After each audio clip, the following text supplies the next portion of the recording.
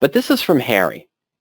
And Harry says, for today's webinar, can you briefly mention trading options on futures, in particular the S&P 500 E-minis, the ES? And I was thinking about calendar spreads and wondering how a longer-term option can be combined with a shorter-term option when futures contracts expire every 3 months. All right. So my honest response via email at around 4:10, I think, when Harry sent this in, is I would love to answer your question, but I do not think you're going to get much benefit for it. Not that I see anything wrong with trading futures if you were careful. It is just that I have never traded them. I'm going to be honest. I've never studied them, researched them, or traded them. It's not my expertise. I've spent my trading trying to become as proficient as I can with standard stock options and index options without trying to delve into futures and other things along those lines. Also, I don't have a data source or platform to really show any building examples of future calendar spreads. So why am I bringing this up to everyone? Well, why I'm bringing it up is I'm going to answer something for Harry real quick. And I don't know if he's going to be able to find a service that does this. But let's go back to Power Options. Here we go, folks. Still there? Fantastic. And I don't have it selected. I want to go to Calendar Spreads. So let's take out short strangles for the time being. And I'll add calendar calls right now. Okay. No, index options trade weekly and monthly. Okay, so when I say an index option, I mean trading the regular option series, Harry, on SPX, NDX, RUT, doing weekly series, buying puts for protection on the portfolio. They're not really futures options. They're standard. They just don't have an underlying stock to support it. So they're cash settled, but they're not considered futures. Okay, that's a little different. Now, where I was going is that when I talk about diagonal spreads, calendar spreads, Harry, things of that nature, we have some general rules in mind.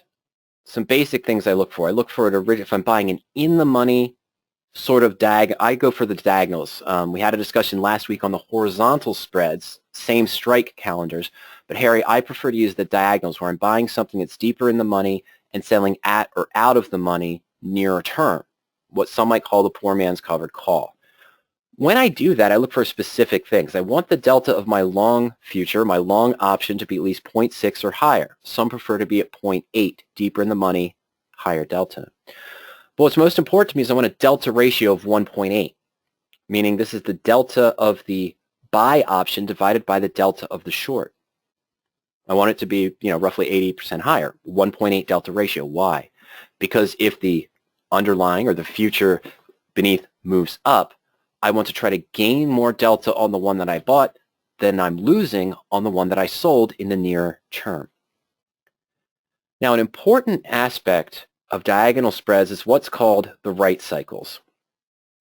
It's a little too far out of the money in this case, but let me just take this one, AEM, as an example. Looking at a June 75, 42 days out at 105, and 250 days out, January 2021, 60 at 13. What do I mean by right cycles? Well, a right cycle, of course, is the time remaining on the long divided by the time remaining on the short. So here we'd have, 252 divided by 42, and we'd end up somewhere around about 5 right cycles. Now 6, yeah, we'll call it 6. 6 right cycles. Now, why is the right cycle important to me? The right cycle is important because if I'm getting 105 and I'm paying 13, if my security does not move for the next 252 days, I want to make sure that the premium that I get would at least pay for the cost of the long, assuming I can't get more premium. This doesn't match my right cycles, but I bet you the 70 would if I drop down to the 70 strike. So let's take a look at the profit and loss chart here. There we go, the standard diagonal spread. It did match my criteria also. Another one I'll take a look at in a minute, Harry. But I'm going to clear this out. And I'm going to go, God, I should probably go to the May, 7 days out. Let's go to June. And I'm going to go to the 70. And it's a lot closer. Not quite where I want, but it's close. Okay, so if I pay a debit of $12.58, We talked about our 6 right cycles at 236, so it's going to give me about 1380. That covers it, right? This sold 6 times, so I could sell this if I sell this every 42 days, and I know it's going to be shorter. After I hit June, then I'll go July, which is 30, and so forth. But with 6 right cycles times that value, I want it to be greater than this value, and it works out here. So this would be the 12 and the 18 carry the 1. This would be close to about the 1360, I think, or something along those lines. So it's above the 1258 at midpoint I'd be paying. All right? That's one of the things that's important. So why am I babbling about all of this? Because that's what I think you should look for with your futures. You want that good delta ratio if you're doing a diagonal that I described. If you're not doing a horizontal, if you're doing a diagonal where you're buying an in the money and selling at or slightly out of the money, building the S&P futures calendars, I'd look for that delta ratio of greater than 1.8. I probably want the long delta to be at least maybe 0.6 or more. And if you want to go deeper in the money, that's fine. I want the right cycles to pan out, meaning I want the amount of time that I can write the short, and the premium I'm collecting for the short would pay for the cost of the long over time, assuming nothing moved and volatility didn't change, which will never happen. But you assume that if it did, I'd at least want the right cycles to pay for the long. And finally, something I look at that's in all of my searches, my default searches on power options, which is a little bit different. I've heard others describe it a different way. But I always look for this debit to strike difference. No, this is a horizontal. I'm sorry. I'm in a horizontal here. But typically what I always look for is the debit to strike difference ratio to be less than 1. What does that mean?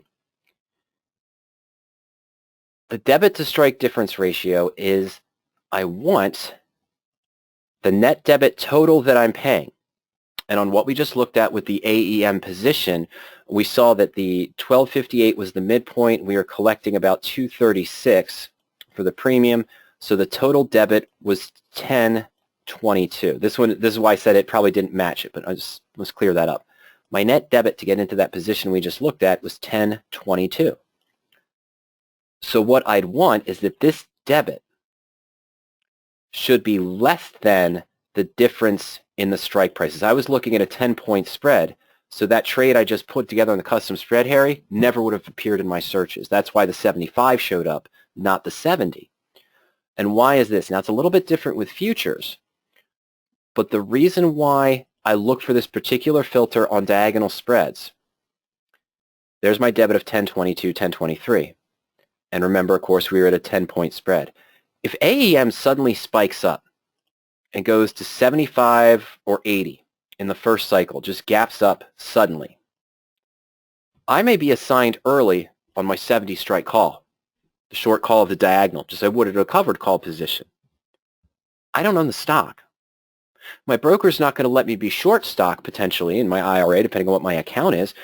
So what they're going to do, of course, is go ahead and say, oh, well, you've got this sitting out here to October. We're going to exercise your long to deliver your short, and congratulations, you're out of the position with no margin, and you get 10 points back. Well, how is that possible? The stocks here, I should be looking at a gain of $300 or $400. I paid $10.22. I'm at a loss of 22 cents. How did that happen? Because my structure was wrong. Because my net debit was greater than the difference in the strike prices. So we use that filter on power options to make sure anything that we see in this position, anything that we see in the calendars has a debit to strike difference ratio of less than 1. So although I don't have a platform to show these, although I've never traded futures, if you're looking to trade diagonal spreads on futures, S&P, E-minis, and so forth, I don't know the full margin requirements and the obligations that you might face with this, but I would follow those 3 rules. You want a good delta 0.6 or greater on your long. You want the delta ratio, the delta of the long divided by the delta of the short, to be greater than 1.8. You want your write cycles, the amount of times you can write. And so you could buy a 4-cycle out future, 12 months to go, every 3 months, right? So you buy 12 months out, and then you're selling the 3 months against it. But make sure if you sell that 3-month out 4 times, you're getting enough premium to pay for the cost of the long. So the right cycles are greater than the right cycles times the premium is greater than the cost of the long. And last but not least, make sure the total debit you're paying into the calendar is less than the difference in the strike prices. Okay? Those are some tips. Best I can do for you, because I've never traded futures and I'm not going to talk about vega on futures or volatility or anything along those lines. I'm just going to go straight into that fashion. Thomas says, hi Mike, it's me Thomas from Texas. Thanks for the webinar. When you have a leap call going, like in your last example, this was earlier when we were talking about the diagonals, and the underlying moves up, which is what we want, but then at some point the short option starts working against us. Absolutely. As a general rule, when would you roll the short option up and out? Is there a particular delta ratio or some statistic to be paying attention to? Fantastic. This is something we cover a lot when we discuss calendar spreads. So another comment came in and it skipped what I was looking at there, so I apologize, Thomas. All right, let me get to this point. All right, so what were we talking about? We're talking about the diagonal spread, similar to what we looked at when we were on AEM. Okay, and you've got a fantastic point. Oh, there it is again. This one did match my criteria, even though I thought the strike was too high, but that's why I got it. Okay. Investors always ask me, and this is one of the reasons, by the way, we really forced, Thomas, that idea of the debit to strike difference ratio on this diagonal being less than 1. Why? Because if it's greater than 1, you usually see one of these, where you start to go back into a loss zone. And this makes me nervous for the teachers out there and I should say the people who are trying to sell products on diagonal spreads who call it the poor man's covered call. Because what they don't explain is that if you're a covered calls trader, you're spending a lot of money on stock, and the stock falls 10%, and you say to yourself, okay, well, I got 3%, so I'm only down 7%. Then you have one of those 15% drops and so on. But you have all this capital to make 2 or 3% tied up. Wouldn't it be great if I could only use a fifth of that and have the same risk reward? I'd make 10 to 15% if the stock moves up. What they don't pay attention to is this, that if you use the wrong structure, you can lose if the stock moves up 7 to 8%. And also, I don't like the term poor man's covered call, because if the stock falls 10%, you collected a 3% premium, you're down 7. In a leap, where you paid a fifth of the cost, if the stock falls 10%, you're close to down 50%, 40% on the leap call price, purchase price, which is your investment. Leverage works both ways. But this is the trick that you would mention that you're running into. Why does this tail off even with the right structure of that debit to strike difference ratio? And it's because the magic of this type of spread at expiration. What happens to this short option at expiration if the stock's trading above it? Its delta goes to 1. It's either going to go to 1 or 0. This one's still lagging at about 0.8, 0.85. It's not at 1 yet. So that's why we see this tail off, because you're losing more dollar for dollar near expiration on the short option than you're gaining on the long, even though we structured it correctly in the first place. So the idea with that is the same process I might use for a covered call, or the income method number 1 we discussed. If it starts to move above my short call strike price, and you heard one of the comments earlier for that income method number 1 in the married put, that the stock reached within 1% of the short call strike price, so they look to roll up using income method number 2. That's a good idea. I sold the 75 call in the diagonal.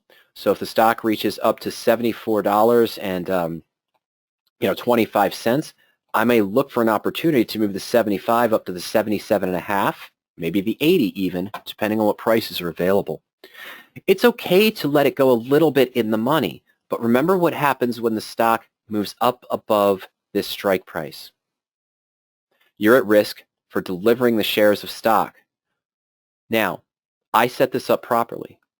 This is a proper structure, that debit to strike difference ratio of where I wanted it, so I don't enter into that second loss zone. But this return I'm analyzing is based on having the ability to sell to close my long at the short option expiration and get the remaining time value back. If I let this go too deep in the money and it gets assigned, I'm only getting the difference in strike prices back. I negate all of the time value that still remained on that longer call option. And that's not what I want. I want to be in control of selling to close this long option, not being assigned on it.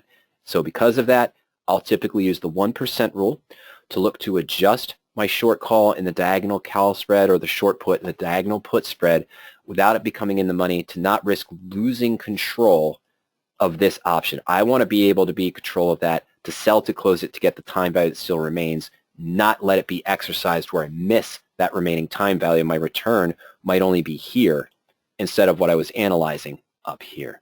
Those are two very important factors that you've run into, and I thank you for the question, because it's always good to review that we don't want to let ourselves be assigned on this short option, and we don't want to be in the improper structure where we get into the second loss zone because we didn't use the right structure. And it's always important to remember that that short option is going to a delta of 1 or 0. Hopefully it's going to 0 for you at expiration, but if it's slightly in the money, it's going to a delta of 1. So any more increase in the stock, that's why we have this tail off, unlike the covered call, because we're giving back more on the short option than we're gaining on the long option that's deeper in the money, because it's at a delta, again, of 0.8 or 0.7, not at the delta of 1 where our short option is.